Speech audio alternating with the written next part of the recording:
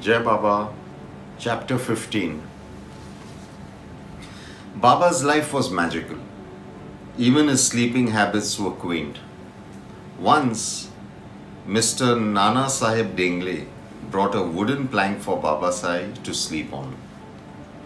The plank was not more than 4 arms in length and the breadth was very narrow. For some reason, Baba decided, instead of placing it on the floor, he made a virtual swing of it by tying all the 4 sides with torn pieces of cloth. Baba would somehow manage to sleep on this suspended plank. On both sides of the plank, earthen oil lamps burnt. How Baba managed to climb on to the suspended plank without toppling the earthen oil lamps, or how the plank managed to hold Baba's weight, was a mystery. Nobody had seen him get on or off the plank. He would sit on the plank to rest or lie down on it. Everybody was amazed that a few strips of torn cloth could not only hold the plank up but also stay afloat with Baba's weight. There was great curiosity about how Baba managed to climb up on the suspended plank, not disturb the burning earthen oil lamps, and somehow managed not to bring the plank down on the ground by his weight. More and more people would secretly hide and watch to see this miracle of Baba. Eventually, Baba got fed up of the curiosity. One day, Baba broke the plank and continued to lie down on his faithful gunny bag. He had no intention of proving his greatness. All he wanted was to be left in peace, to be able to constantly chant Allah Malik and serve every being. His humility was known far and wide.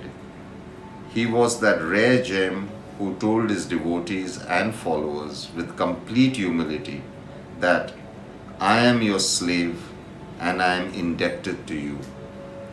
Which guru says such humble words to his followers?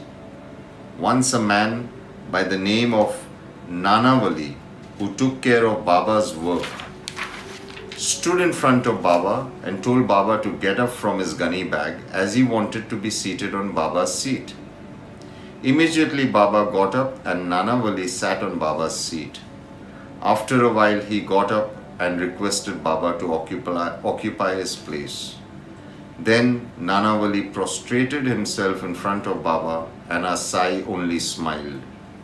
Nanavali loved Baba so dearly that 13 days after Baba's Mahasamadhi, Nanavali too left his physical body. After Baba's initial stint in Shirdi, for a short period of time, as a 16-year-old, he returned when he seemed to be 20. He then spent nearly 60 years in the physical body in Shirdi, and nobody could truly understand his vastness or greatness. Baba offered yogic knowledge to the serious seekers, fakirs and sages. We do not know the talks which Baba had with these advanced souls, but a number of fakirs and sages would come to Baba, be seated with him, be guided by him, and then they would leave. For certain, Baba guided them with esoteric knowledge of God is God and Guru, and the ways to advance spiritually on the path. To the normal man, Baba gave them hope, strength, guidance, blessings, and the soundness of his predictions. As mentioned before, Baba was and is an enigma. He was love personified, and there were instances where he would scream, abuse, and sometimes even charge at people with stones in his hands. Often, after an outburst, Baba would forget that he had abused or thrashed somebody. In seconds, he would become tender, compassionate, and motherly. Everybody realized that his anger was directed not at an individual, but towards negative forces around or within the individual. The abuses and thrashings were considered auspicious, as each one was aware that Baba was in fact releasing them of their karmic bondage and past life tendencies. Often he would say, even if I am angry outwardly, there is no anger in my heart. Remember that the ocean might send back the river to its source. A mother might kick her child, but I can never ever harm any of you. I am in the power of my devotees and always stand by them. I am always hungry for their love, and I shall always answer every question put forward by my devotees with love. I shall speak through my devotees. Even if someone has harmed you, you should never react, but instead do a good turn to those who have harmed you. That is what makes me happy. Sometimes he would get upset over an incident and throw the puja dish away in anger and abuse one and all. And sometimes for the same incident, he would be seated calmly with love and tenderness flowing through his eyes.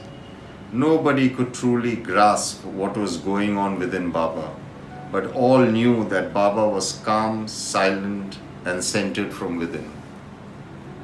Once, a doctor by the name of Pandit entered Masjid-I with sandalwood paste, applied 3 horizontal lines on Baba's forehead.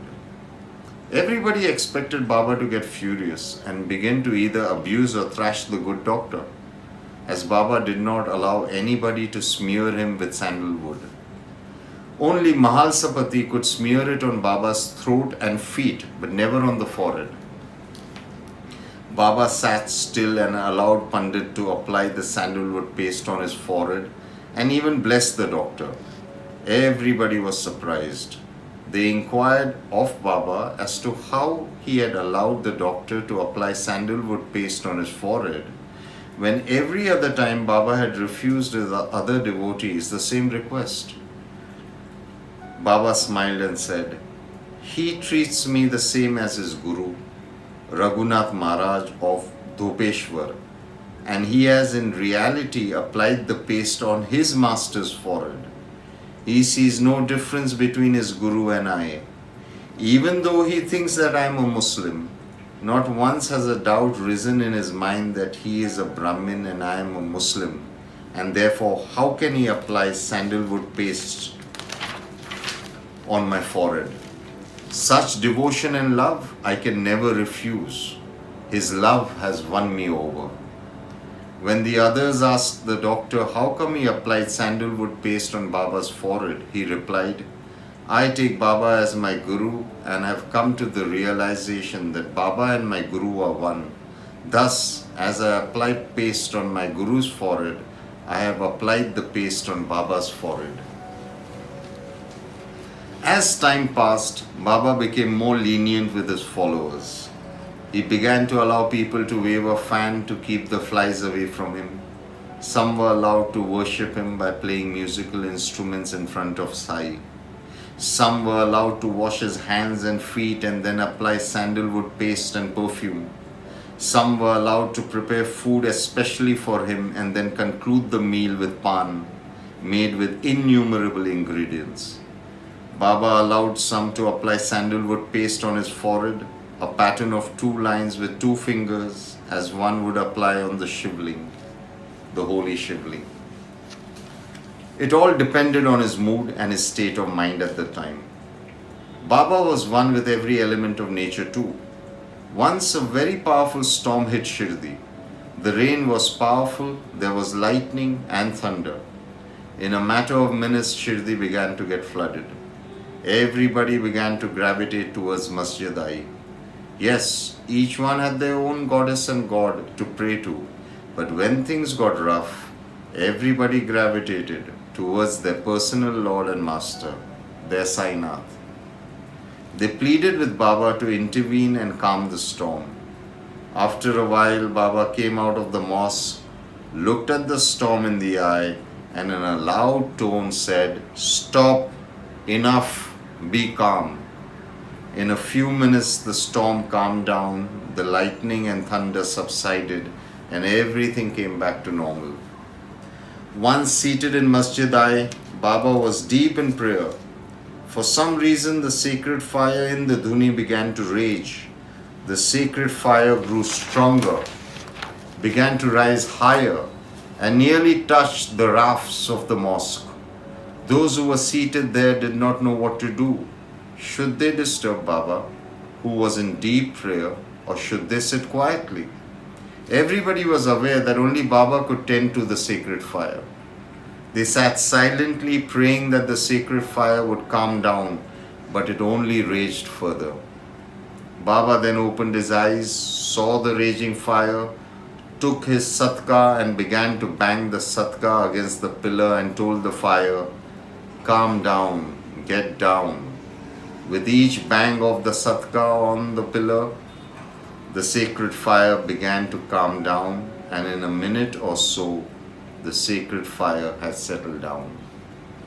Peace be to all. Baba bless us all with oneness and calm the fire burning in each one of us too. Jai Sai.